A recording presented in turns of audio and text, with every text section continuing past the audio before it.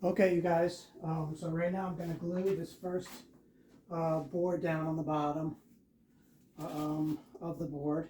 And before I do that, I got three of these boards planed down to 5/32, which is my final thickness. Um, Now before I put these boards down, I clamped them in place and I drew lines here so I know where I'm going to put my glue. And I know this board goes right down the middle of the board. I mean, not that ultimately does it really matter if there's a seam there or there, you know, I don't know. But the point is I want the boards to be symmetrical as they work their way out to the edges, to the rails. So what I'm going to do now is I'm going to spread out some Gorilla Glue in between my lines here, and I'm going to cover every surface between my lines with Gorilla Glue, and then I'm going to clamp the board down. So I'm going to do that now. If I can find my Gorilla Glue. Here it is. Oh, I have to open this bad boy.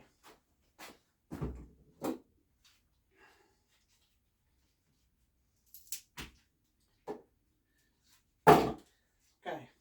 Now, I cut off a little piece of foam, and I'm going to use that as a squeegee. And that actually does a really nice job because as the glue kind of absorbs in here, it kind of turns into like a sponge. And it makes a really good squeegee for spreading out the glue. But you know, I use a lot of glue to hold these boards together. This is a 16-ounce container, and I'm going to use all of it. Plus, I might even have to buy a second one and use some of that. So, you know, talking about over a pound of glue for the board. Now, granted, Gorilla Glue, one of the nice things about it is that it foams and expands a lot as it cures, as it hardens. And a lot of that gets cut off. Now, you know, how much? I don't know. But if I use a 16-ounce container, then maybe 3 or 4 ounces of another one. How much is that? 18 ounces? Maybe I remove 4 ounces in the process of shaping the board. You know, of all the excess glue that gets scraped off, maybe that's 4 ounces. So, you know, altogether, I'm using 16 ounces of glue, a pound of glue on the board, which is a lot. Not to mention the stuff is not cheap. But it's really good. It's totally waterproof. So I never have to worry about any water getting in there and messing up the lamination. You know, if the board ever does leak, it's repairable. I made that mistake once. I thought, well, I'll just use regular wood glue to hold the joints together, and that's not suitable. If that ever gets wet, that's the end.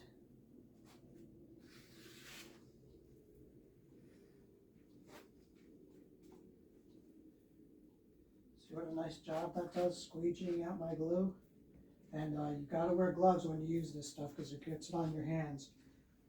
It does not wash off. The only way it comes off is if it wears off.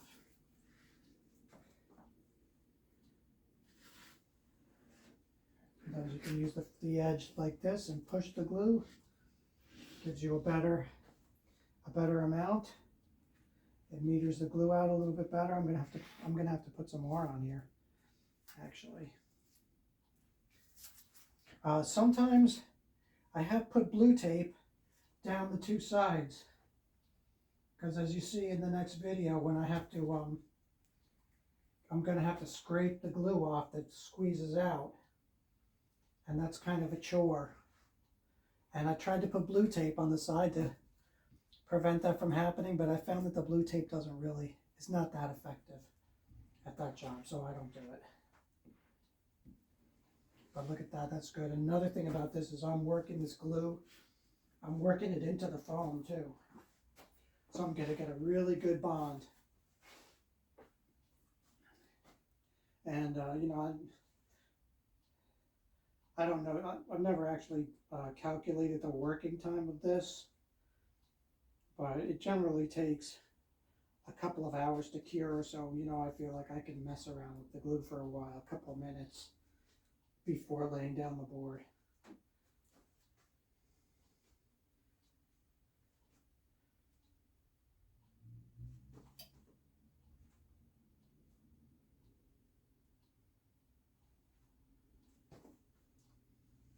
I didn't get quite enough glue at the edges, so I'm going to pour some down the edges up next to my lines here. That should do. That's probably enough glue. Okay.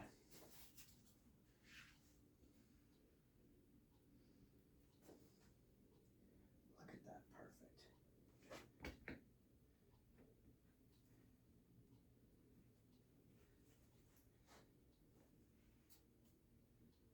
And when the glue hardens, you know how good of a bond you have. When you have like nice, even squeeze out along the edges. That's when you know you've got a really nice bond. Another good thing about this is, you know, I'm essentially encasing the entire board in Gorilla Glue, because you know this happens for every single board and every single scene. So the foam blanket's completely encased in this.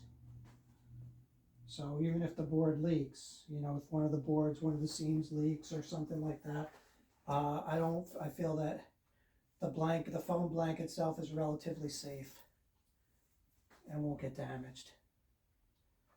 But you know, I've never had a problem. I've been making boards like this for a couple of years now. This is maybe my 8th or 9th one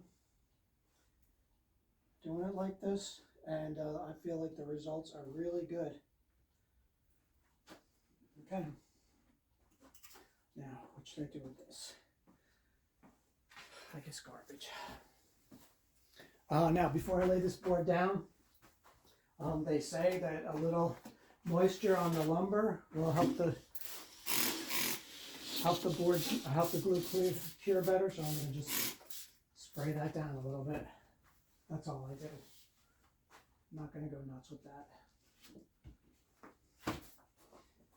Okay, pull this down, give myself a little leeway down at the end here. Clamp that right on my lines. Okay, I'm going to put a little weight down here. I'm probably going to take this weight off at the end, but for now, let's put it on there. And let's put a clamp on the tail of the board.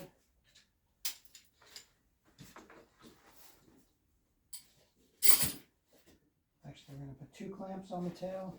So we hold down. We want to make that V in the tail. We want that to work.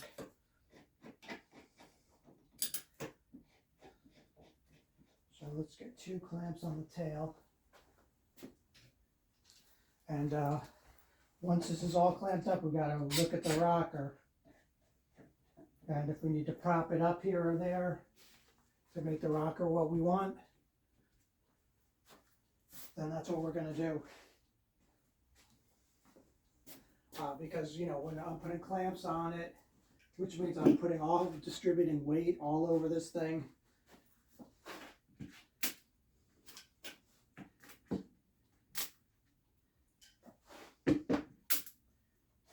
Beautiful. Look at that. A little bit off. I'm going to move that a little bit.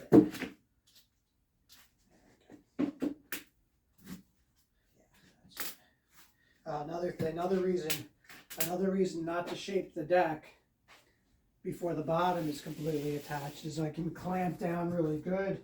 I don't care what I do to this surface. I can clamp it down tight, put big dents in it, doesn't matter. It all gets shaped out. Okay, so now let's put some screws in this bad boy to hold it down. I got my trusty little blocks.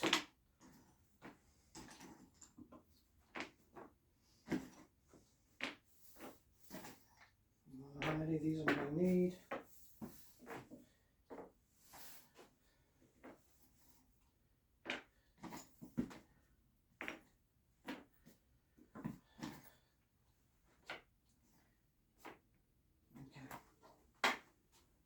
put some screws down. Now I always feel like when the glue is hardening, I feel like I have to rush, but I probably don't really have to rush. I use a hand screwdriver, because if I use the drill, I'm afraid I'll just strip it out, because it just get it snug, and that holds it down perfectly. And also I'm putting pressure on it too, so that when I get the screw down in there, that's it. Beautiful. I'm using 1¼ screws. Maybe I could use the 1 5/8. With the coarse thread has a little bit more bite to it, so you know when it goes into the foam, because obviously foam does not have that much holding power for a screw. But for these purposes, you know, it's just temporary, just to clamp it in place, to put a little bit of pressure on it as the glue hardens. Perfect, just enough.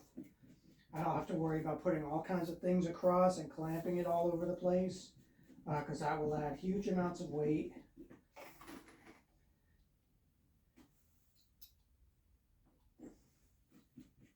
And I don't want to add any weight. I want, because once this board is cured, and once the glue dries here, the rocker is going to be pretty much set. I mean, maybe if I need to adjust it a little bit, I have a little bit of adjustment room, but once this bond is cured, that's it. And you can also see when I put pressure down, I'm changing the rocker when I do that. So again, you know, when I'm done with this, I'm gonna have to look at where I'm at with the rocker.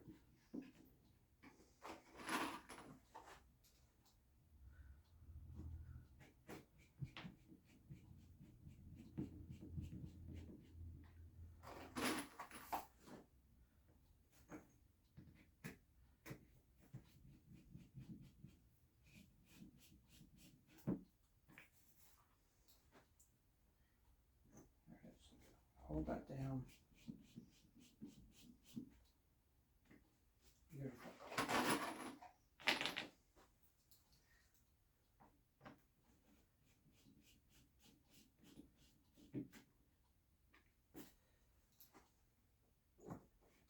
And then after this, like I said, I'll test the rocker, and if here and there I need to screw down a couple more of these blocks, then I'll do that.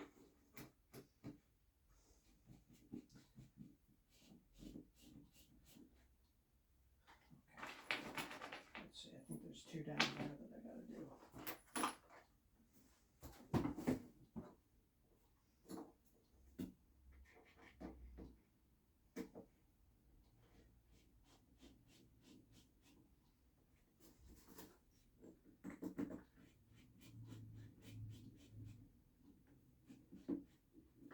Let's put two more on there, right where this weight is, because I want to get rid of that weight.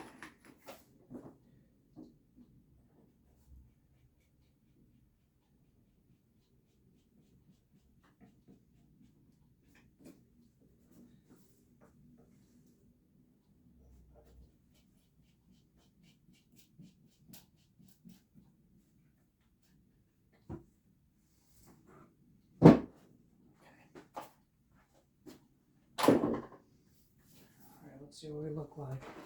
And it looks like it's pretty much clamped down there. I think I'm going to put a couple more of those here and there. Yeah, a couple more here and there. But for now, let's just test the rocker and see where we're at. Another thing too is when I put this board on top, I'm also adding weight, which has an effect. But at some point, you just have to be like, life is imprecise.